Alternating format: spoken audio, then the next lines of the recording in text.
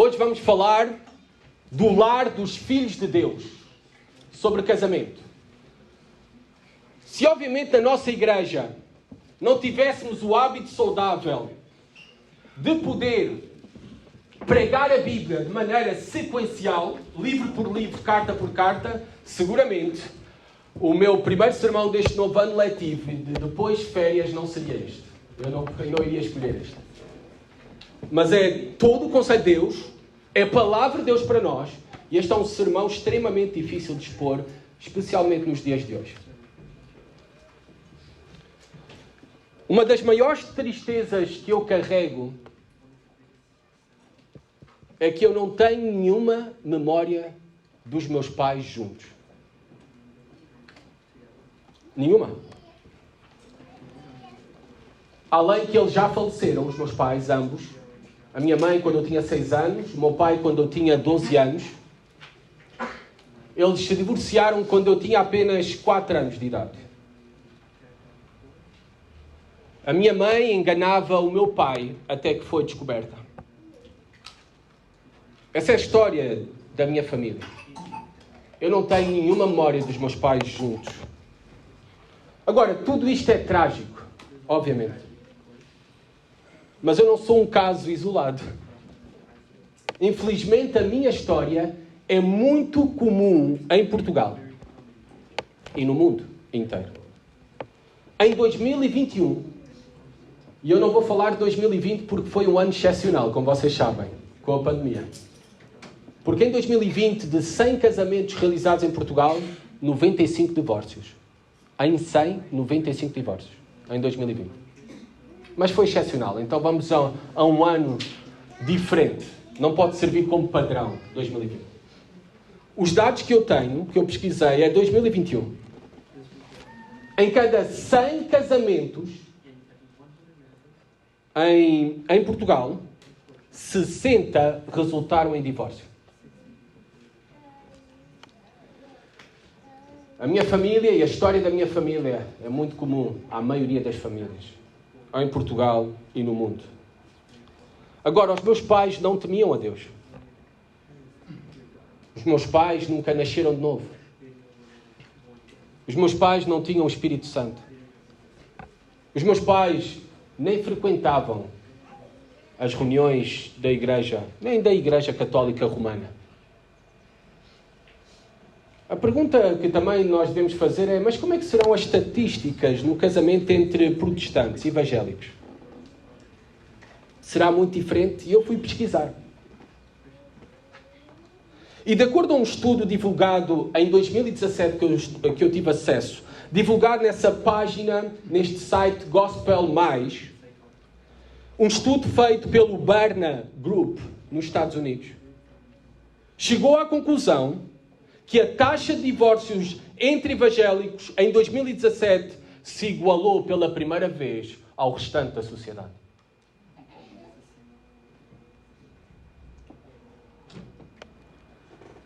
Nós, aqueles que nos dizemos cristãos, não estamos e não somos diferentes.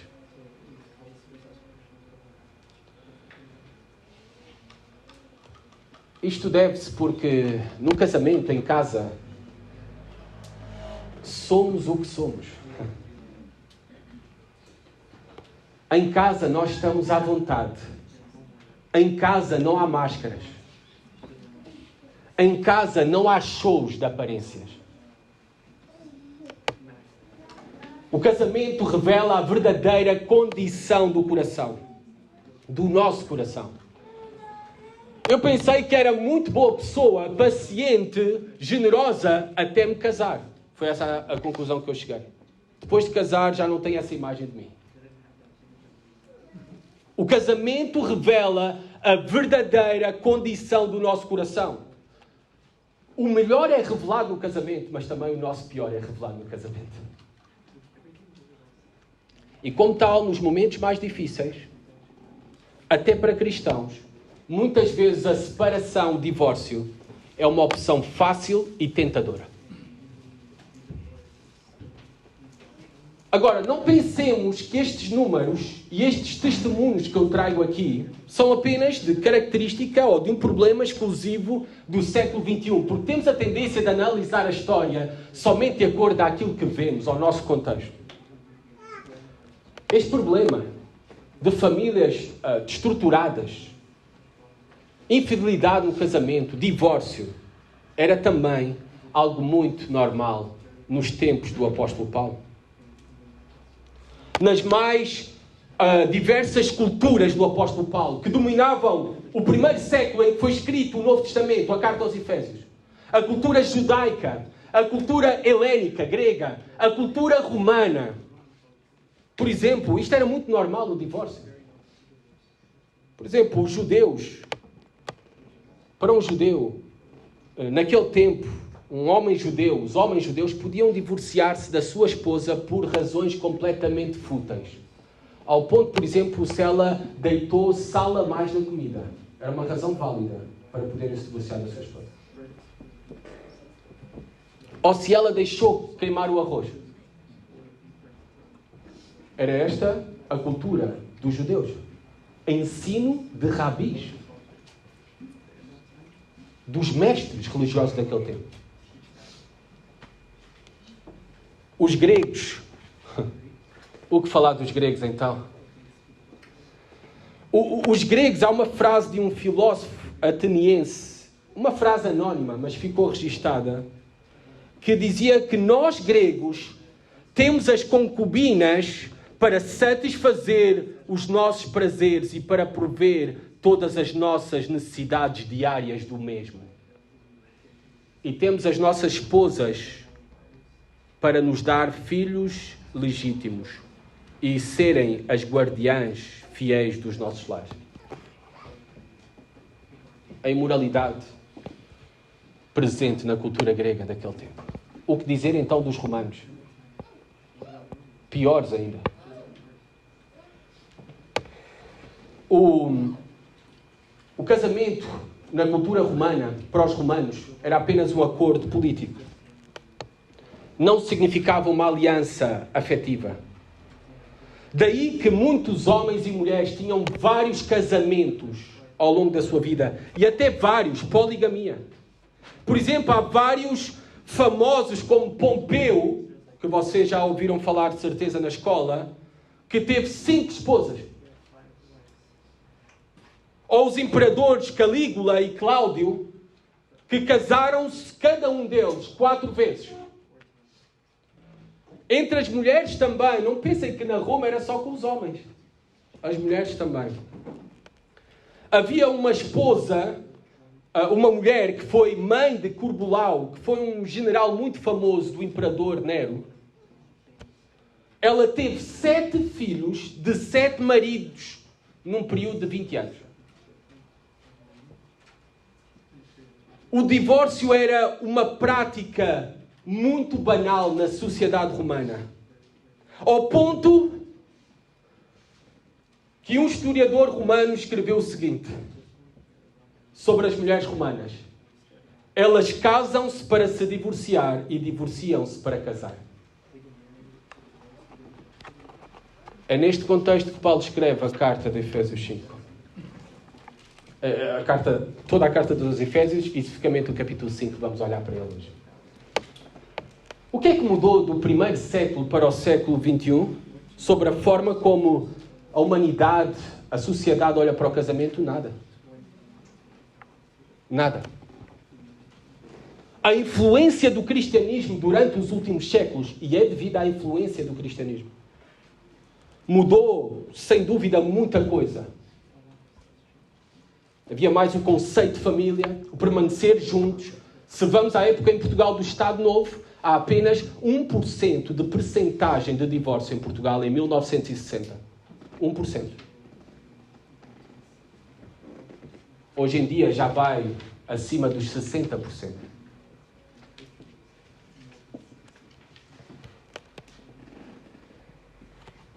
A influência do cristianismo está a extinguir-se por completo na nossa sociedade, na nossa cultura, desde o século XX. E está a tornar-se cada vez mais semelhante à cultura pagã do primeiro século. à cultura grega e romana, dos deuses pagãos. Por isso é que nós não vemos uma grande diferença agora. Porque a influência do cristianismo é quase nenhuma nos dias que correm. Por isso é que nós vemos agora a destruição dos valores que Deus nos deu. Por isso é que agora vemos os ataques à família, à destruição da família, do casamento. E isto pelas mais altas instâncias, pelos próprios governos. Deixem-me dizer uma coisa. Não é o governo que decide o que é o casamento. É Deus que decide, porque foi Deus que o criou. E quem tem autoridade para casar é Deus. Porque amanhã o governo pode dizer que não há mais casamentos, mas nós iremos continuar a celebrar uniões, porque a autoridade veio dele e ele é que define o que é o casamento.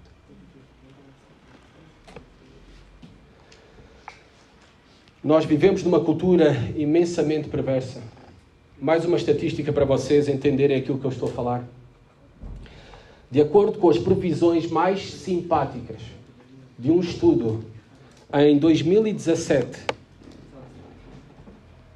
saiu até na notícia, eu tirei isto da BBC, está bem? 75% dos homens e 68% das mulheres admitiram ter traído de alguma forma durante o seu casamento.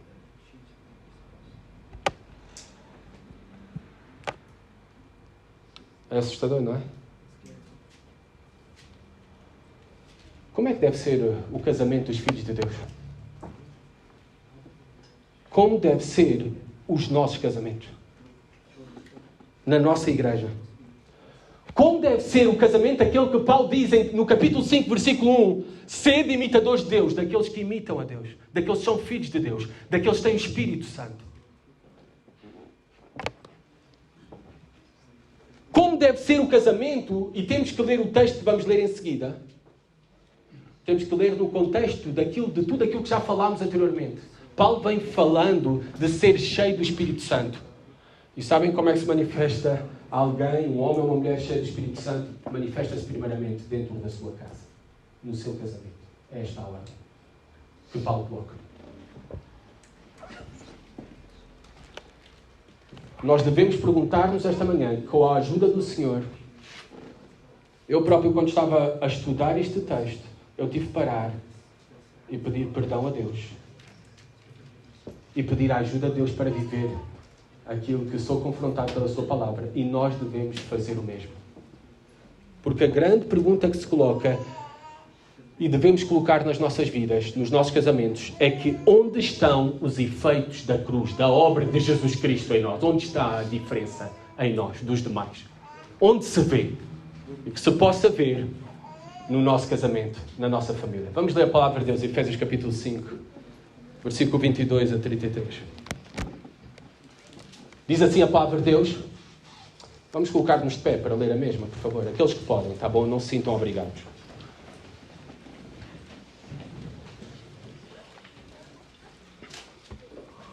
As mulheres sejam submissas ao seu próprio marido, como ao Senhor. Porque o marido é o cabeça da mulher, como também Cristo é o cabeça da igreja, sendo este mesmo o Salvador do corpo.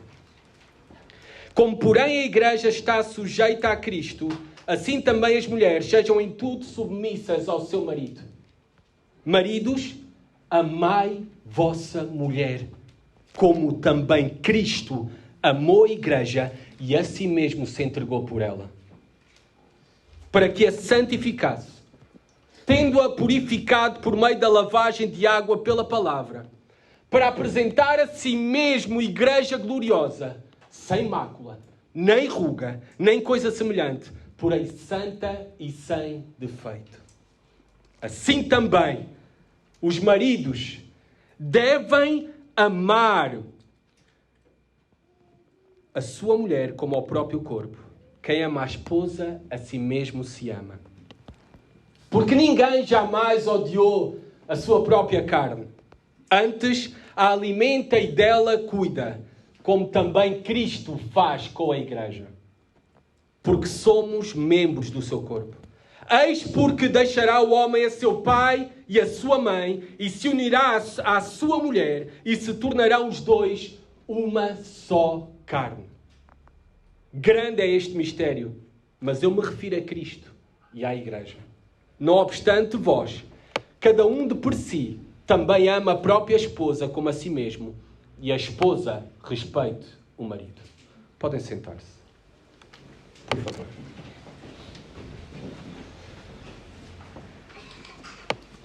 Como eu já disse e repito, a passagem de hoje, ela não pode ser lida e entendida isolada de tudo aquilo que nós já vimos anteriormente na carta aos Efésios. E ainda mais no contexto imediato daquilo que vimos já há mais de um mês atrás. Paulo tem vindo a falar sobre como um cristão manifesta que é cheio do Espírito Santo. E a primeira característica de ser cheio do Espírito Santo, Paulo dá-nos no versículo 21, que diz assim: sujeitando-vos uns aos outros no temor de Cristo. Sabem, este é o problema das nossas Bíblias. Têm títulos em negritos que não são inspirados. E cortam o texto em partes que não deveriam cortar. Porque, na verdade, nós deveríamos ler o versículo 21 e a continuação logo de seguida, o versículo 22. E não fazer esta divisão. Porque tudo aquilo que Paulo vai falar em seguida, e hoje vamos falar do casamento, depois vamos ver na próxima semana o lar, como é que é o lar dos filhos de Deus, a relação entre pais e filhos. Tudo aquilo que Paulo vai desdobrar agora de sujeição está em base a esta característica principal de alguém sujeito ao Espírito Santo. Alguém cheio do Espírito Santo é sujeito ao Espírito Santo e sujeita-se uns aos outros. E isto é uma obra espiritual em nós, porque não é a nossa inclinação natural desde o início, sujeitarmos. Eu tenho filhos pequenos, eu consigo identificar facilmente que não é a sujeição natural deles obedecer. Respeitar a autoridade, fazer e cumprir a minha vontade. Não é nenhum deles. E também não é minha. Nós temos uma inclinação desde o começo, desde os nossos pais, Adão e Eva, para a rebeldia à autoridade. A autoridade de Deus e a tudo aquilo que Deus levanta como autoridade. Mas uma das marcas de ser cheio do Espírito Santo em alguém é a sujeição, a submissão. Ser cheio do Espírito Santo, Paulo vai nos dar, que se manifesta primeiramente no casamento. E essa sujeição se manifesta primeiramente no lar, dentro do lar, no casamento. Hoje vemos entre marido e mulher. Depois iremos ver entre pais e filhos. E depois iremos ver entre servos e senhores. Então, ser cheio do Espírito Santo não se vê com falar em outras línguas. Ser cheio do Espírito Santo não se vê andar a rodopiar num culto. Ser cheio do Espírito Santo se vê primeiramente em submissão, sujeição. E principalmente dentro dos nossos lares, nos nossos relacionamentos. Porque, sabem, é muito fácil às vezes nós aparentarmos dentro da igreja e no culto. Obviamente, tentamos nos comportar da melhor maneira aqui. E também que os nossos filhos se comportem da melhor maneira. E eles também se comportam muito bem na igreja. Pelo menos os meus sempre dizem, alguns irmãos, não é? Dizem, eles estão tão quietinhos no culto e tudo, eles se portam tão bem. Eu digo sempre, isso é dentro da igreja. E não somos nós que... Eles em casa são outra coisa. Sentem-se mais à vontade. E revelam aquilo que verdadeiramente são. É dentro do lar que manifestamos quem verdadeiramente nós somos, como aos meus filhos e como eu. Se vocês querem saber quem é verdadeiramente o Tiago, não é no púlpito que o vais saber, mas sim na minha casa. Se vocês querem saber quem é verdadeiramente o Tiago, não é sobre o que os outros dizem de mim, é sobre o que a minha esposa e os meus filhos dizem de mim. sujeitando-vos. Deve ser uma característica de todos os cristãos, porque todos nós vivemos debaixo da sujeição de Cristo, da sujeição à sua palavra, mas também Deus tem levantado diferentes autoridades na sociedade, na igreja e no lar, em que nós também devemos manifestar sujeição. Esta palavra sujeitando-vos é mesmo colocar-se debaixo da autoridade de. É uma palavra que é usada no grego antigo, koiné, no sentido militar. Dos soldados submetendo-se aos seus superiores. Ou até escravos submissos aos seus senhores. A ideia desta palavra que transporta em si a ideia, a ação de abrir mão dos nossos direitos e vontades. Ou falar contra direitos na sociedade em que hoje vivemos é um escândalo. Por isso é que eu disse que esse sermão não era fácil hoje. Sujeição, submissão, que comichão esta palavra nos dá. E eu sei que está a dar seguramente a alguém aqui. Esta é uma mensagem popular hoje em dia. Aquilo que eu estou a pregar, se sai na internet, está a ser transmitido, mas se alguém partilha e faz conhecido, eu sei que o meu sermão seria rejeitado em qualquer universidade deste país. Também não estou muito preocupado que eles aceitem o meu sermão, mas sim que Deus aceite o sermão. Lembro-me muito bem, talvez vocês estão lembrados, em 2021, o que foi noticiado em Portugal, em vários meios de comunicação, o escândalo que foi produzido por uma simples leitura deste mesmo texto por um padre, numa homilia. E ele só leu. Acusaram de machismo, sexismo, antiquado, que já não é uma linguagem para hoje. O simples facto de afirmar que as mulheres devem ser submissas aos seus maridos. E sabem o que é triste? Eu sei que muitos cristãos pensam da mesma maneira, porque a sua mente não é conforme as Escrituras, infelizmente e tragicamente. É conforme a cultura em que nós estamos. Por isso pensam da mesma maneira. Sabem porquê? Porque muitos cristãos e muitas mulheres, quando ouvem falar de submissão e este texto, elas preferem continuar a ouvir a voz da serpente do que ouvir a voz de Deus. E olhem o que Deus, do início, tem levado o homem e a mulher a ouvir a voz da serpente e não a ouvir a voz de Deus. É por isso que estamos nesta situação em que estamos. É por isso que tens 75% dos homens casados a dizer que é infiel e 68% das mulheres a dizer que é infiel, por continuarem a ouvir a voz da serpente.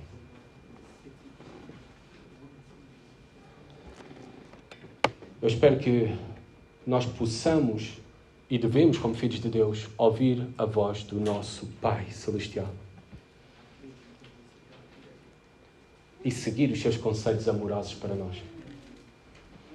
Na verdade, tudo aquilo que acusam a Bíblia de sexismo, machismo, de diminuir a posição e a importância das mulheres, é tudo o que é o contrário à Bíblia. A Bíblia é o maior livro que já foi escrito sobre a emancipação da mulher. Completamente um livro revolucionário, contracultural, à cultura do primeiro século.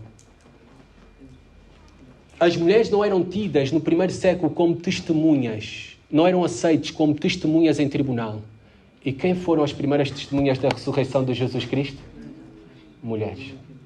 Registado nos Evangelhos. E Jesus lhes deu esse privilégio. O que é destacado em Lucas, que acompanhava Jesus Cristo e auxiliava Jesus Cristo nas suas viagens de ministério? Mulheres. Aquelas que eram desprezadas na sociedade. Aquelas que eram, naquele tempo, objetos. O que é que Paulo, quando está a escrever a carta aos Romanos, coloca nos seus parceiros ministeriais, além de homens, o que é que coloca ali na lista? Mulheres. Paulo não era machista. A Bíblia não é um livro de todo machismo. é um livro, na verdade, da emancipação das mulheres. Testemunhas da ressurreição de Cristo, companheiras de Jesus e Paulo. Um livro que lhes concede proteção contra o divórcio, quando naquele tempo o divórcio era algo tão banal. Um livro que também lhes concede proteção para que o homem tenha uma só mulher, monogamia, quando a poligamia era o normal. A Bíblia continua a ser um livro contracultural e revolucionário. Era para aquela época do primeiro século e é também para hoje. Ao ponto que aplicarmos com a ajuda de Deus as verdades que nós acabamos de ler. Ao ponto também daquilo que Deus fala sobre a mulher, continua a ser algo contracultural. Este mundo que acusa-nos a nós como cristãos de rebaixar a mulher, a posição da mulher, na verdade este mundo é que rebaixa a dignidade, a beleza e o valor das mulheres, que hoje em dia este mundo nem consegue definir o que uma mulher é e confunde o homem com uma mulher.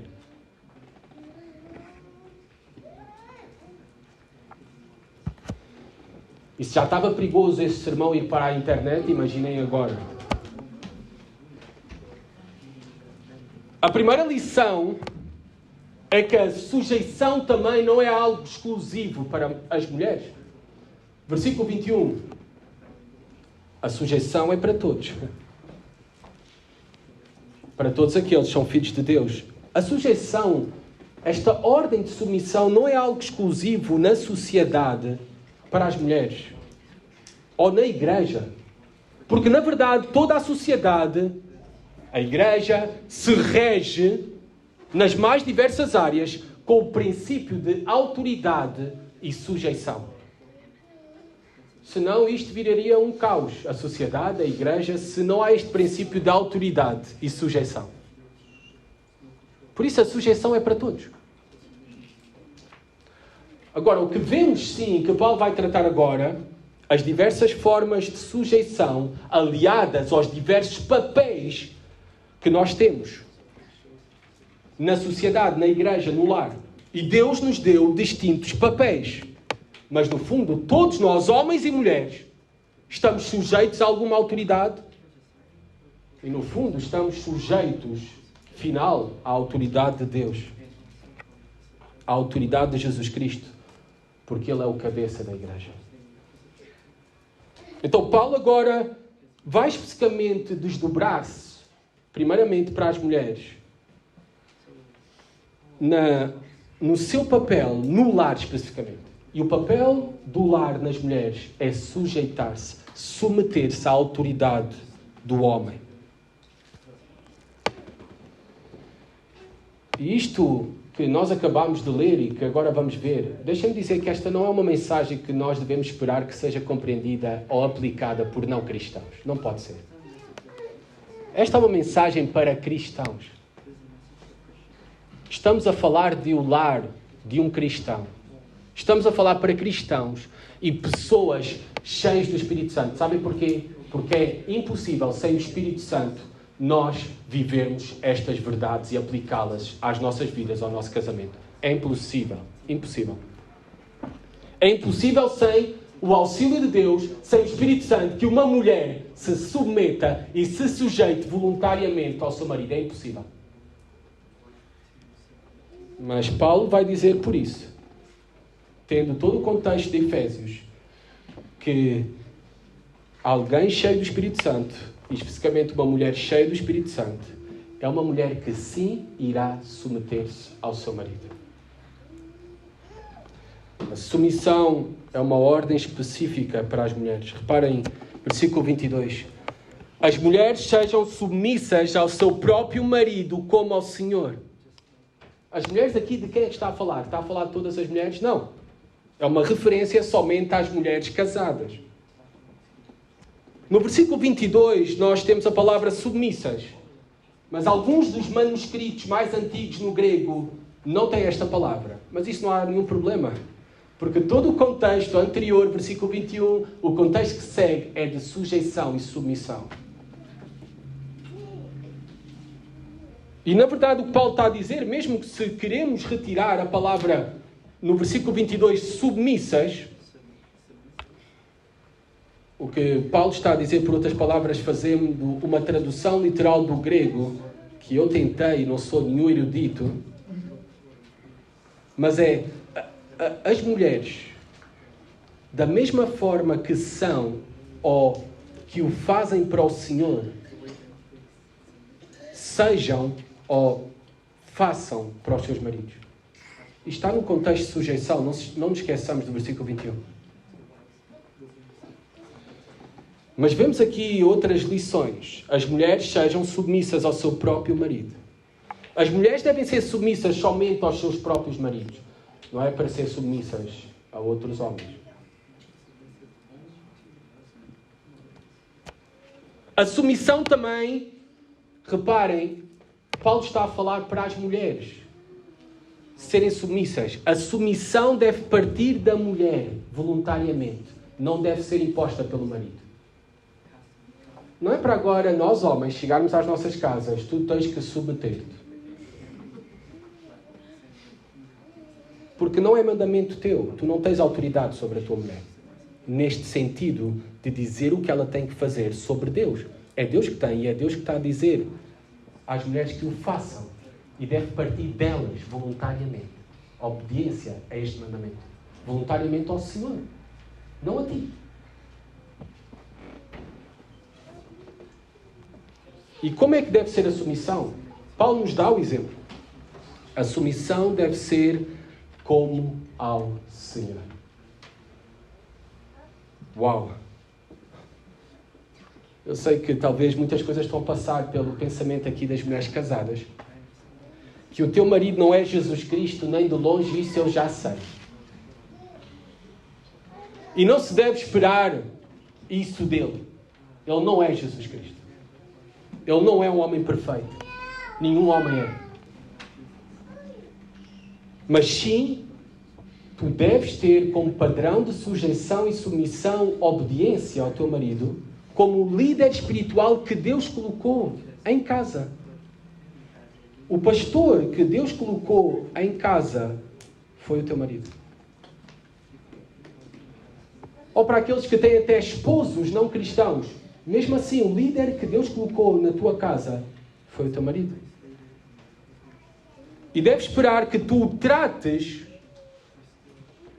com respeito, em submissão, dando valor à sua autoridade, porque o queres fazer primeiramente ao Senhor Jesus Cristo. E ao fazeres isso ao teu marido, na verdade estás a fazer primeiramente a Jesus Cristo. Quem pede para tu te submeteres é o próprio Senhor Jesus Cristo. E Ele diz que se tu o fizeres, o estás a fazer a Ele. Como ao Senhor. Como ao Senhor. Esta é uma ordem. É uma ordem para as mulheres de submeterem-se à posição em que Deus colocou o marido no lar. E à função também que Deus deu ao marido no lar, de ser o principal provedor, protetor, cuidador.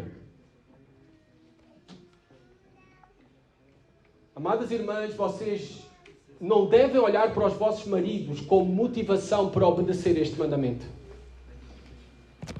Não devem olhar para os méritos dele, porque seguramente encontrarão muito poucos. Vocês o devem fazer por causa de Jesus Cristo. Daquilo que Jesus Cristo fez por vocês. Ele próprio se entregou por vocês. Ele próprio desceu da glória, se humilhou entre os homens para te resgatar, mulher. E é Ele que te pede agora que tu te submetas, sujeites ao teu marido. Que isso o agrada, que isso o satisfaz, que isso o glorifica, de acordo aos propósitos que Deus tem para o casamento. Vocês veem então que as crenças e práticas dos cristãos, as nossas crenças e práticas, elas não devem ser determinadas pela cultura. Nós devemos pensar conforme a palavra de Deus. E é uma decisão tua, amada irmã. Tu tens de decidir a voz que tu queres ouvir. Ou continuar a ouvir a voz da serpente, ou ouvir a voz de Deus. O nosso desastre, o grande desastre da humanidade, o descalabro contínuo em que está a nossa sociedade, sem valores, imoralidade, desastre da família, destruição da família, de casamentos, está em continuarmos a querer ouvir a voz e a seguir a voz da serpente, que está aí no mundo, e não ouvir a voz de Deus.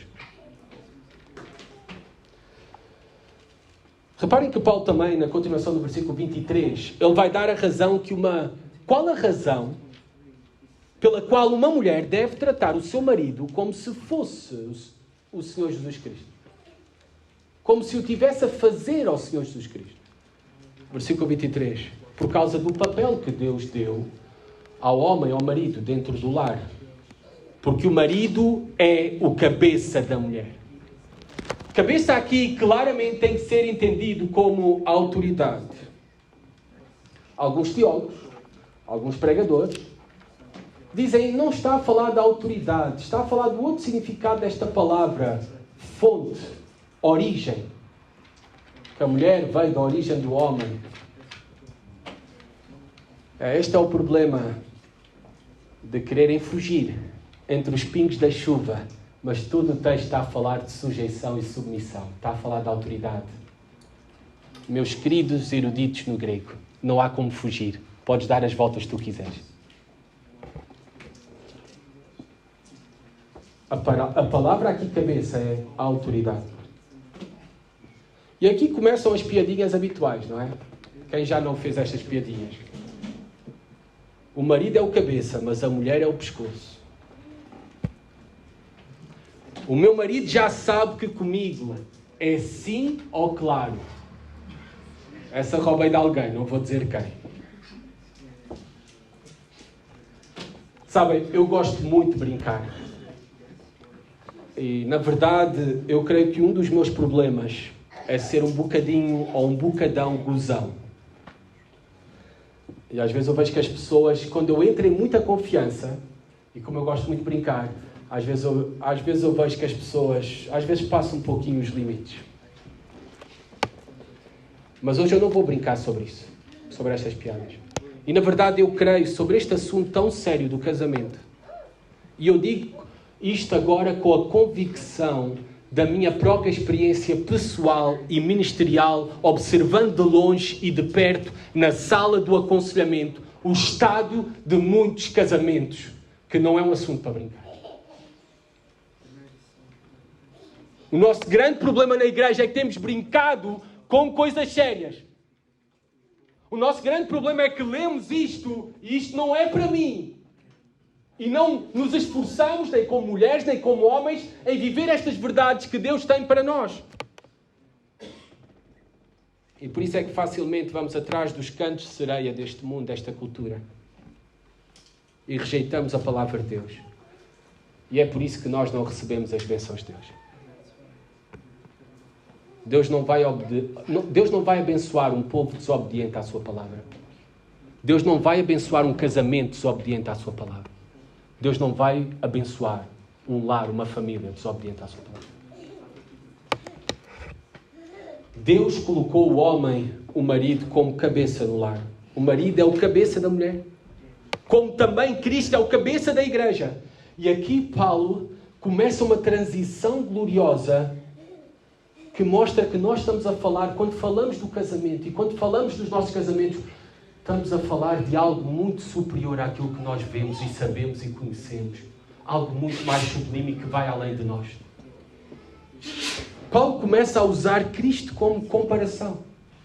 Que o casamento, começa a usar o casamento e aquilo que ocorre no casamento como uma analogia, uma metáfora, uma comparação do relacionamento de Jesus Cristo com a igreja.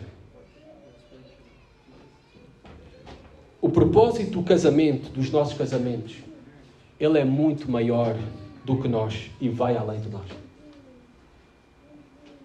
O propósito dos nossos casamentos aponta para algo maior do que nós. Aponta para uma posição e função do marido no casamento que aponta, na verdade, para a posição e a função de Jesus Cristo. O marido dá testemunho de Jesus Cristo. O marido é um representante de Jesus Cristo no lar. A liderança do marido no casamento é uma analogia, uma comparação da liderança de Cristo sobre a igreja.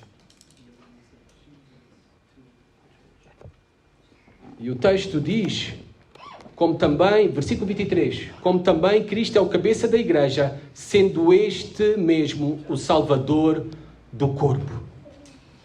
Esta palavra Salvador da igreja, esta palavra pode ser traduzida e talvez nos ajude a entender um pouco mais como o protetor, o cuidador do corpo, Jesus Cristo. Não apenas salvou, mas Ele continua a sustentar este corpo. E esta é a função do marido, como Jesus Cristo. Como Cristo faz pela igreja, é a função nossa como maridos, é ser o líder, mas não é o líder para mandar. É o líder para ser como Jesus Cristo. É o líder para cuidar da sua esposa. É o líder para proteger a sua esposa. Até esta semana estava a falar com a Silvina. Não sei se te lembras, Silvina, lá em casa. E estávamos a falar sobre artes marciais. E eu disse, se eu tivesse um pouco mais de dinheiro, eu inscreveria os meus filhos e eu próprio em jiu-jitsu. Eu quero aprender uma coisa para ser o melhor protetor da minha família. Porque é uma responsabilidade de um homem.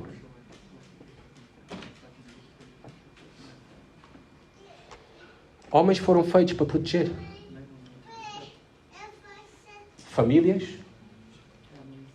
igrejas, nações. Homens devem ser fortes. Homens devem cuidar para ser fortes e bons protetores. Homens devem sustentar, ser os principais provedores do lar. Homens devem ser como Cristo, que protege e cuida da igreja, santificando ela. Nós já vamos ver mais sobre isso à frente. Como podemos fazer como homens melhor. Como, porém, versículo 24, a igreja está sujeita a Cristo. Reparem que a submissão agora da mulher no casamento ao seu marido é uma analogia, uma comparação da submissão da igreja a Jesus Cristo. A tua obediência, querida irmã, dentro do casamento, dá um testemunho dos efeitos da mensagem de Jesus Cristo, da cruz em ti, da obra dele em ti. Porque só Ele é que pode capacitar-te a ser esse tipo de mulher. A tua vida dentro do lar, o casamento, a tua submissão à autoridade do teu marido, dá uma evidência do poder do Espírito Santo que atua em ti, transformando-te. O propósito principal da tua vida, querida irmã, o que Paulo está a dizer, o propósito principal da tua vida para as irmãs casadas e para todas também, é a glória de Deus. Mas se aplica em viver para a glória de Deus para as irmãs casadas, cumprindo o papel que Deus te colocou no lar e não usurpando outros papéis. O papel de ser uma esposa auxiliadora idónea. Mais uma palavra que dizem que despreza o papel da mulher, quando esta mesma palavra auxiliadora é usada tantas vezes no Antigo Testamento, a mesma palavra no hebraico, para Deus, é o nosso auxiliador.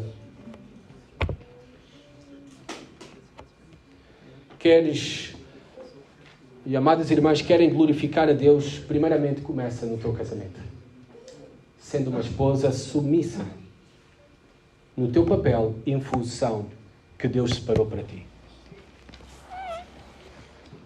Rapidamente, o que não é submissão? Submissão não é inferioridade, porque o próprio Cristo se submeteu ao Pai. E nenhum de nós, verdadeiros cristãos, vamos atrever a afirmar que Jesus Cristo é inferior a Deus. Pai, não é isso. Submissão não é inferioridade. Submissão não é escravidão. Submissão tem que ser voluntária. Submissão também não é só para mulher. Já vimos isso. Submissão não é para também sermos submissos a todos os homens. Não, ao nosso marido. Submissão também não é sinónimo de individualismo do marido no casamento. Agora o marido pode fazer o que quer. Gastar onde quer, fazer o que quer. Não. Isso não é submissão. Mas o que é então submissão? Nós já vimos, só fazendo um resumo, submissão é uma ordem, submissão é uma comparação de algo maior do que nós, o relacionamento da igreja com Cristo e de Cristo com a igreja se vê no casamento. A submissão deve ser exclusivista ao teu marido e a submissão deve ser total. Reparem o que diz o versículo 24. Sejam em tudo submissas ao seu marido. Claro que eu vou fazer esta aclaração necessária. Quando diz aqui em tudo, nós devemos descartar, obviamente, todas as coisas que o teu marido pode dizer ou incentivar-te ou influenciar-te para pecar e desobedecer a Deus. Claramente não se refere a esse tudo. Mas está a falar de um casamento cristão, um casamento em que ambos temem o Senhor, ou mesmo que o marido seja descrente. Nós sabemos que a nossa autoridade principal é Deus e não podemos desobedecer a Ele. Como é que uma mulher se submete ao seu marido na prática, tentando ser o mais prático possível para vos ajudar? Primeiramente, reconhecendo que é impossível pelas tuas próprias forças. É uma obra sobrenatural do Espírito Santo. Também respeitando a posição que Deus colocou o teu marido no lar como autoridade. E também promovendo esta mesma, o cumprimento desta função do teu marido. E valorizando o seu contributo no lar e os seus benefícios. E se o meu marido não merece respeito? Talvez vocês estão a perguntar. De igual forma, o tens que respeitar, porque ao fazer estás a respeitar a Jesus Cristo. E se eu for casada com um descrente, o deves fazer de igual forma. Porque o deves fazer, primeiramente, como a Jesus Cristo. Não por causa de quem é o teu marido. E se ele exigir algo contrário à palavra de Deus, desobedece a ele, obviamente. Porque é mais importante obedecer a Deus do que aos homens. E se o meu marido não lidera, e se o meu marido, na verdade, não tem iniciativa, então o que tu deves fazer é orar mais por ele. É ter boas conversas com ele sobre isso. É incentivá-lo e encorajá-lo ao mesmo. E do versículo 25 a 31, nós vamos ver que ser cheio do Espírito Santo para os homens, para os maridos, é revelar uma liderança amorosa. A liderança amorosa dos maridos. Reparem que para as mulheres só precisou de 3 versículos. Para os homens necessita do dobro. Aqui vemos quem tem maior dificuldade para obedecer. Ou então também quem tem a tarefa mais difícil. Versículo 25. Maridos, amai vossa mulher. Esta é a palavra-chave que tu vais encontrar 6 vezes repetida. A palavra amor. Do versículo 25 até ao versículo 33. Amar é uma ordem. Maridos, amai vossa mulher. E nós podemos obedecer este mandamento de amar as nossas mulheres porque o Espírito Santo capacita-nos para o fazer, independentemente de quem é a nossa esposa, ou o que ela é, ou o que ela faz, ou deixa de fazer. É uma ordem, amar. E qual é o padrão? Qual é o padrão de como devemos amar a esposa? Nós vemos aqui no texto, versículo 25. Como também Cristo amou a igreja e a si mesmo se entregou por ela. Amar é se entregar. Amar é dar. Amar não tem como fonte principal um sentimento, uma paixão. Alguns dizem, o amor é o que mantém o casamento. Não é o amor que mantém o casamento. É o casamento que mantém o amor. Não é o amor que mantém o casamento. É o casamento que mantém o amor. Jesus também, seguindo a imagem de Jesus, foi aquele que escolheu-nos amar-nos incondicionalmente. Não havia nenhuma beleza em nós. Não havia nenhum mérito em nós. Ele nos dá o exemplo de como amar. E Ele nos mostra o que é amor. Não é só palavra. É dar, é se entregar. Ele próprio se entregou por ela, pela igreja. para a nossa redenção, para a nossa salvação. Ele desceu da glória, veio à cruz, morreu em nosso lugar, em nosso favor, para redimir e salvar a igreja. Voluntariamente Ele o fez. Por amor. E a liderança nossa, como maridos, como homens no lar, é uma liderança amorosa à imagem de Jesus Cristo. É uma liderança de serviço. Não é de mandar, é de servir à imagem de Jesus Cristo, que se entregou por nós. É o líder servo, que esse é que é a imagem de Jesus Cristo.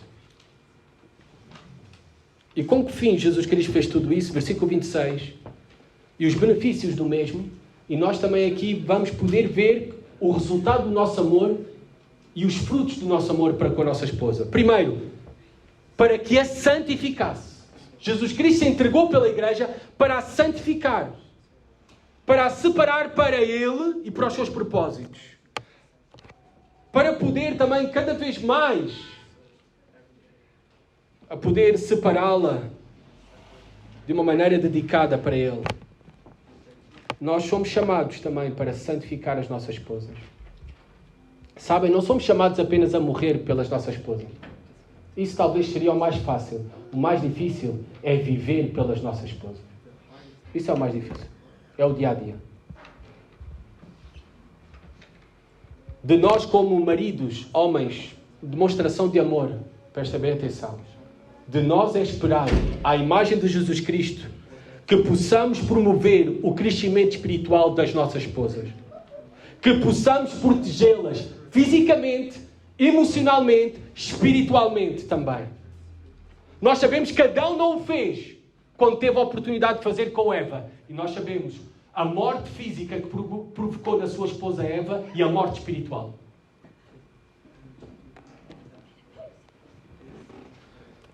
De nós, maridos, é esperado, como diz Paulo, pelo tempo eu já não posso ir a outros textos, mas em 1 Coríntios 14, versículo 35, de nós, maridos, é esperado que nós possamos responder às dúvidas da nossa esposa sobre a palavra de Deus.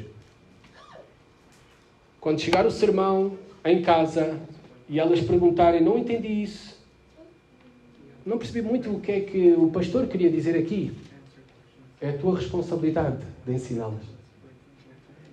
1 Coríntios 14, versículo 35. O pastor do teu lar, da tua casa, não sou eu, és tu. O pastor da tua esposa, dos teus filhos, não sou eu. Dentro da tua casa, da tua família, és tu o primeiro pastor. Tendo-a purificado, repare esta santificação, tendo-a purificado por meio da lavagem de água pela palavra. Possivelmente, esta frase é uma metáfora de Paulo que está a usar, referindo-se ao banho pré-nupcial tradicional da noiva na cultura judaica. Tomava todo um banho para a purificação. Aqui o que Paulo está a dizer é que esta lavagem agora da igreja se deu pela palavra, pelo Evangelho, que nos salva, nos santifica a palavra de Deus. E a mesma coisa no nosso exercício de autoridade e de liderança como maridos, santificamos as nossas esposas por meio da palavra. Somos os pastores dos nossos lares, das nossas esposas. São raros os homens. Deixem dizer que a maior tragédia da igreja hoje em dia, e eu não falo de outras épocas porque eu não vivi outras épocas, por isso é que eu digo hoje em dia, a maior tragédia é que são raríssimos os homens que pastoreiam as suas famílias. Que se preocupam com a vida espiritual da sua esposa e dos seus filhos. E se esse é o teu caso, amado irmão, tem encorajamento na graça do Senhor Jesus Cristo. Ele te pode capacitar. Busca ajuda nele. Arrepende-te hoje. Pede ajuda à tua esposa também, para seres esse homem. Aproveita as oportunidades para estudar a palavra de Deus no contexto da igreja. Aproveita os livros. Aproveita as conferências para tu poderes crescer espiritualmente e assim cuidares melhor espiritualmente da tua esposa e filhos. Ora com a tua esposa, faz o culto doméstico com a tua esposa, ensina a tua esposa, cuida da pureza do teu lar, envolve a tua família na obra da igreja lidera nas decisões. Não tem que ser a tua esposa que decida a saída dos teus filhos ou o namoro dos teus filhos. Assume tu essa responsabilidade de decisão nessas decisões. Como líder. Versículo 27. Para apresentar a si mesmo igreja gloriosa. Maravilhosa a obra de Jesus Cristo por nós, não é? Não só Jesus garante a nossa santificação, mas também a nossa glorificação. Olhando para a igreja, olhando para nós, por vezes podemos ver que ela está cheia de manchas e defeitos. Na minha própria vida e na vida de outros. O seu aspecto às vezes não é muito atraente, mas jamais nos esqueçamos qual é o fim da igreja pela obra de Jesus Cristo. Um dia seremos santos e sem defeito, como diz o versículo 27. Um dia, e não depende de nós, Ele vai completar a boa obra que começou em nós. E seremos sem mácula, sem manchas, sem rugas, por toda uma eternidade. Que dia glorioso será esse? Amada igreja, isto tem dupla aplicação para nós. Primeiro, olhando para a nossa igreja. Não olhes para o presente na igreja. Olha para aquilo que a igreja será no futuro pela obra de Jesus Cristo. E já está garantido. Esta obra é dele. Esta é uma criação-prima dele. Não é de homens. E esse será o final dessa criação, da sua igreja gloriosa. Isso nos enche de esperança para não desanimar e olharmos para o nosso futuro. Também a nossa esposa é uma obra inacabada de Deus. Também no processo do casamento, o casamento é uma obra de construção juntos, de renovação, de restauração contínua por toda a vida. E que tenhamos uma grande esperança de olhar para as nossas esposas e de confiar também que a boa obra que Deus começou nelas irá completá-las. Irá completar. Versículo 28 a 30. Nós devemos amar, reparem, assim também os maridos devem amar a sua mulher como ao próprio corpo. Quem ama a esposa, a si mesmo se ama. Porque ninguém jamais odiou a própria carne, antes a alimenta e dela cuida, como também Cristo o faz com a igreja, porque somos membros do seu corpo. Todos nós temos uma tendência natural de cuidarmos dos nossos corpos, de protegermos os nossos corpos, de alimentarmos, não é? De não passar fome. A analogia de Paulo aqui é, se nós cuidamos naturalmente dos nossos corpos, nós devemos fazer o mesmo pelas nossas esposas. Devemos proteger a nossa esposa, devemos satisfazer as suas necessidades, quaisquer que elas sejam, assim como nós fazemos connosco mesmo. Quem ama a esposa, a si mesmo se ama. Há uma união especial no casamento. É física, é emocional, é espiritual. Cuidar da esposa é cuidar de ti. Estás a cuidar de ti ou cuidares da tua esposa? E vice-versa. Porque estão unidos no Senhor. Aliás, nós sabemos até aos maridos, Pedro fala sobre isso, a maneira como nós tratamos as nossas mulheres pode interromper as nossas orações. Se cuidas bem da tua esposa, Deus também cuidará bem de ti. Porque estão ligados, unidos. Serás beneficiado. Reparem as palavras, antes a alimenta e dela cuida. Essas são palavras muito interessantes no original, no grego. No português nós perdemos um pouco o sentido profundo destas palavras.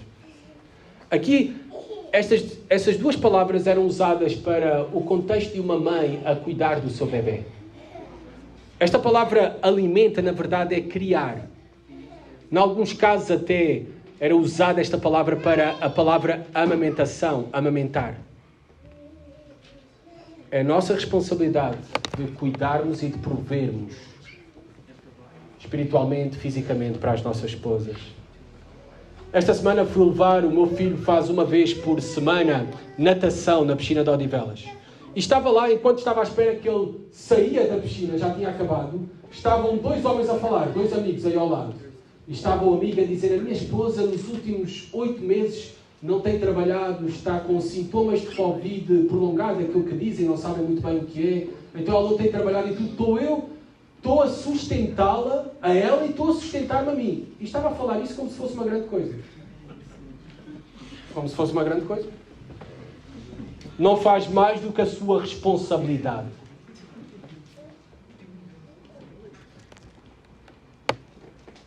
Mulheres não são chamadas para serem as principais provedoras do lar.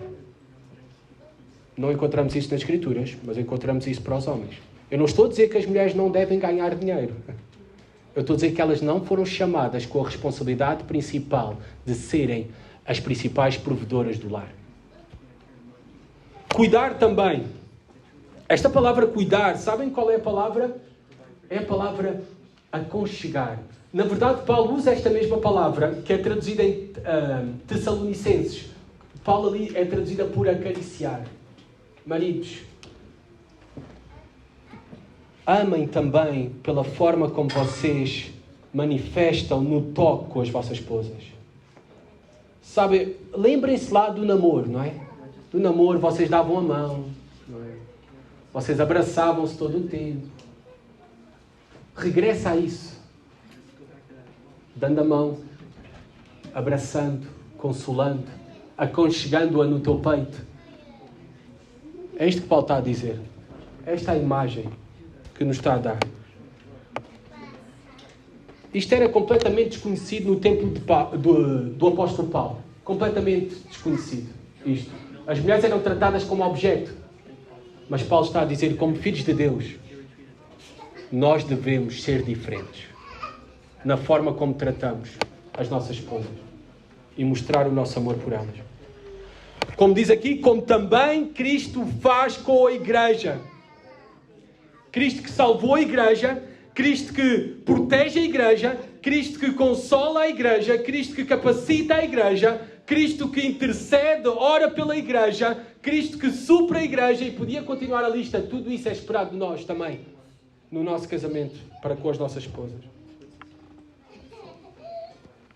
Porque nós somos um só corpo em Cristo. E também com a nossa esposa. Versículo 31, o que é que diz? Somos uma só carne. É o versículo 31. Exatamente. Eis porque deixará o homem a seu pai e a sua mãe, e se unirá à sua mulher, e se tornarão os dois uma só carne. Como na prática tu podes cuidar da tua esposa? Não demandes, não exijas demasiado dela. Não deixes todas as tarefas da casa só para ela. Todas as decisões e todas as contas para ir pagar só para ela. Como cuidar na prática a tua esposa?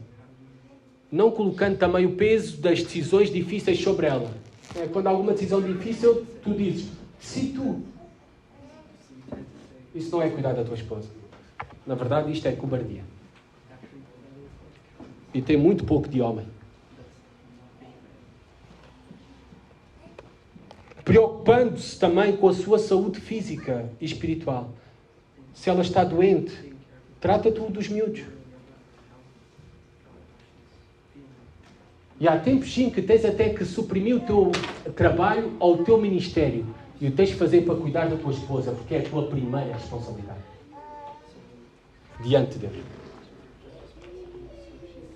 E também já falámos sobre assumir a tua responsabilidade como pastor no lar. Já estou a terminar. Sei que isto, quando o pastor diz, é porque ainda falta 20 minutos, mas não é o caso, está bem?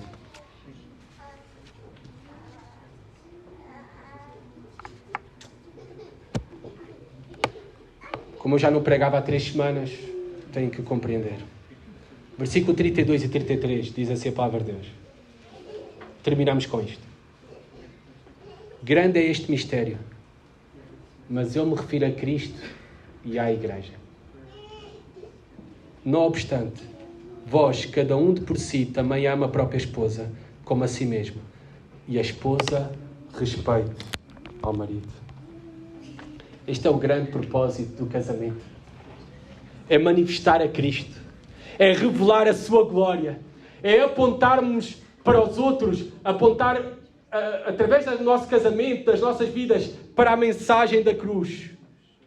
Para a importância de obedecer aos papéis que Deus tem para nós no casamento. O casamento não é só para a nossa alegria, para a nossa felicidade ou para o nosso bem-estar. Não, não. É para algo muito maior, que diz Paulo aqui.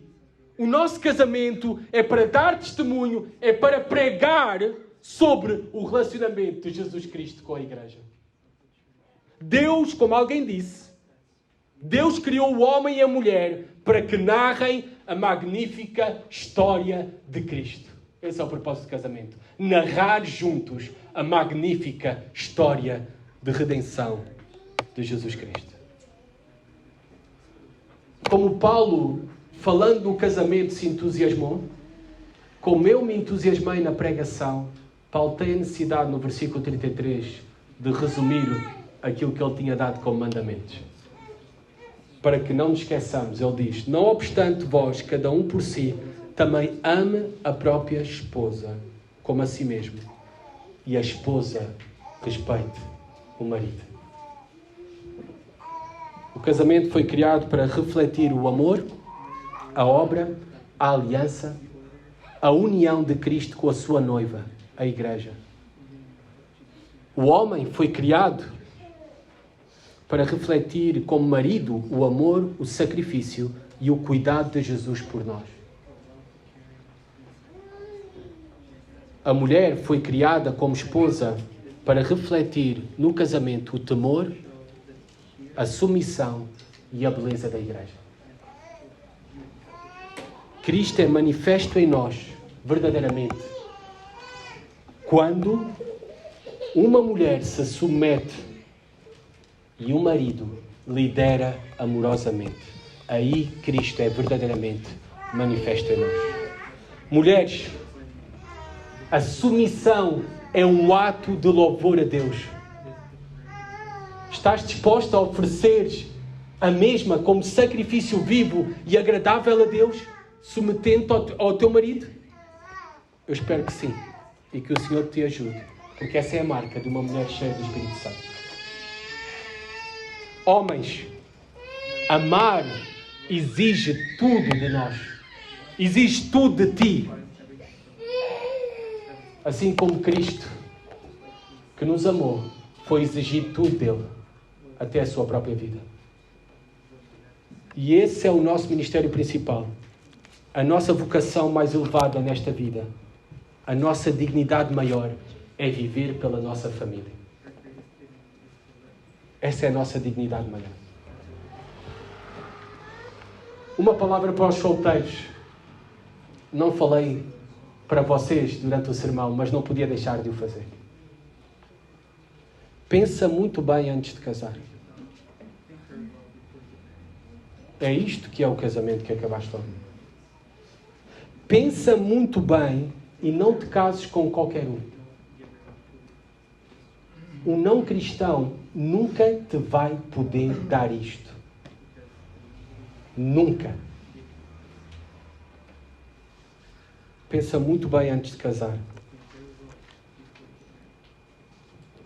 E mesmo aqueles que se dizem cristão, vê se na verdade será um homem que para ti será fácil submeter-te. Ou uma mulher que não será penosa de amar. Pensa muito bem antes de casar. Para os irmãos aqui presentes, divorciados, viúvos, também não vos deixe de fora. A palavra de Deus é para todos. Talvez fracassaste no teu casamento por culpa tua ou de maneira inocente. O que tu podes ser consolado hoje é com o perdão e com a graça de Jesus Cristo. Em restaurando a tua vida e em consolando-te nas tuas dores. Sente a sua paz, alegra-te pela sua misericórdia em ti.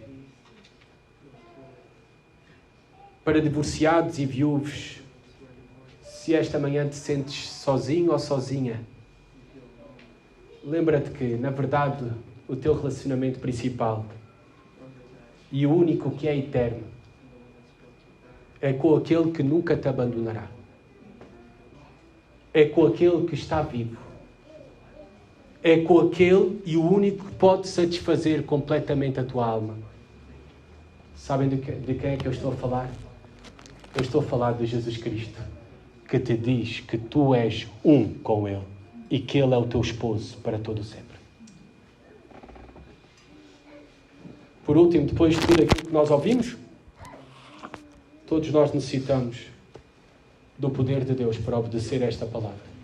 Sem Jesus Cristo, nada podemos fazer. Vamos orar por isso. Senhor, ajuda-nos a obedecer à Tua palavra, a viver estas verdades como maridos, como esposas, Pai. Ajuda-nos a ser sábios como solteiros, é o que eu te peço pelos solteiros aqui presentes, a escolherem bem, Senhor. Para os meus irmãos sozinhos, divorciados ou viúvos, que na verdade eles encontrem a sua satisfação plena, Pai, em Ti. E também o consolo que Tu nunca os abandonarás e estarão contigo para todo o sempre. Senhor, ajuda-nos, Pai, a viver em todas as coisas em obediência e para a Tua glória, Senhor. E perdoa-nos todas as vezes que não o temos feito. Amém.